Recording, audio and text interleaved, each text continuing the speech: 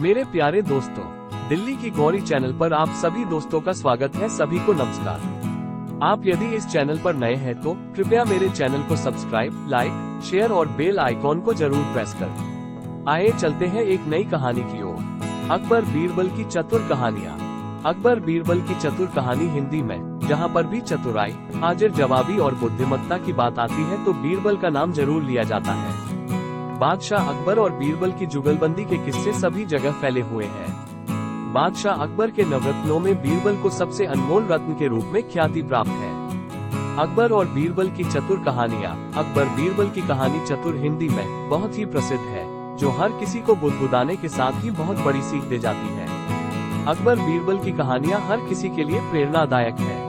बादशाह अकबर के दरबार में कई बार ऐसे पेचीदा मामलों को बीरबल ने अपनी बुद्धिमत्ता और चतुराई के कारण बहुत ही आसानी से सुलझाया। इनके साथ ही बीरबल ने बादशाह अकबर के द्वारा दी गई सभी चुनौतियों को सम्मान के साथ स्वीकार करके उनका हल भी आसानी से किया है।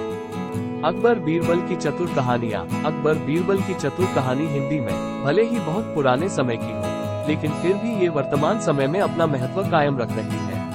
आप अकबर और बीरबल की कहानियों से अपने बच्चों को मानसिक रूप से मजबूत कर सकते हैं और साथ में ये भी सिखा सकते हैं कि किस प्रकार किसी भी समस्या का हल दिमाग का प्रयोग करके बहुत ही शांतिपूर्ण तरीके से किया जा सकता है। आइए जानते हैं अकबर बीरबल की चतुर कहानियाँ। सबसे अच्छा शस्त्र। अकबर बीरबल की चतुर कहानी। बादशाह अकबर महान राजा होने के साथ साथ बहुत ही मनोरंजक प्रवृत्ति के व्यक्ति भी थे। अपने मंत्री और दरबारियों के साथ मस्खरी करने के लिए अक्सर वे उनसे प्रश्न पूछा करते थे। प्रश्न भी सरल किंतु असाधारण होते थे। एक बार दरबार में बैठे बैठे राजा अकबर के मस्तिष्क में एक प्रश्न उठा कि सबसे बड़ा शस्त्र क्या है।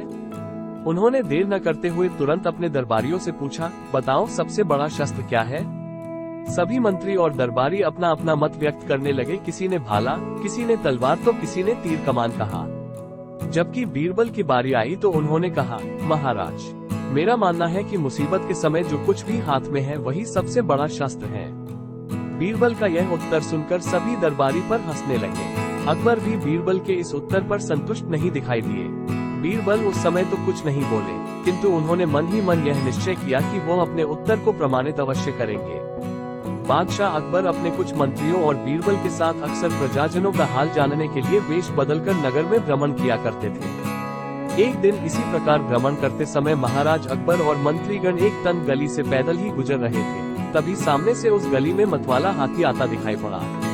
ये देखकर सभी घबरा उठे और अपने शस्त्र निकल लिए, किंतु मतवाले हाथी के सामने किसी की नहीं चली। वो तो अपनी धुन में आगे ही बढ़ता चला आ रहा था। अपने बचाव के लिए उन्हें कोई रास्ता नजर नहीं आ रहा था और गली इतनी तंग थी कि वहाँ से भागने पर भी बचना नामुमकिन था। उस गली में एक किनारे छोटा पिल्ला बैठा हुआ था। बीरबल की नजर उस पर पड़ी।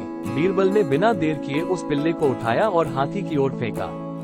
पिल्ला हाथी की सूंड पर जा लटका। ऐसी स्थिति में पिल्ले ने कसकर हाथी का सूंड पकड़ लिया। हाथी घबराकर पिल्ले को झटकने लगा। हाथी के सूंड झटकने पर पिल्ला सूंड से फिसलने लगा और स्वयं को गिरने से बचाने के लिए उसने अपने पंजे और दांत हाथी की सूंड पर गड़ा दिए। हाथी बिलबिला उठा और सूंड को झटकते हुए पलटकर गली के बाहर भागने लगा। हाथी को भागता देखकर राजा की जान में जान आई। राजा ने जैसे ही बीरबल की ओर देखा तो पाया कि वे मुस्कुरा रहे हैं। अकबर ने बीरबल से उनकी मुस्कुराहट का कारण पूछा तो बीरबल ने बताया, महाराज, अगर आज ये छोटा पिल्ला शस्त्र के रूप में हमारे काम ना आता तो ये हाथी अवश्य हमारे प्राण ले लेता। अब तो आपको विश्वास हो गया ना महाराज कि मुसीबत के समय जो शस्त्र काम आए वही सबसे बड़ा है। अकबर ने मुस्कुराते हुए हामी भरी। सभी मंत्री एक बार फिर बीरबल के आगे नतमस्तक थे। अकबर ने बीरबल को पुरस्कार देते हुए उनकी प्रशंसा की। इस कहानी से हमें क्या सीख मिलती है?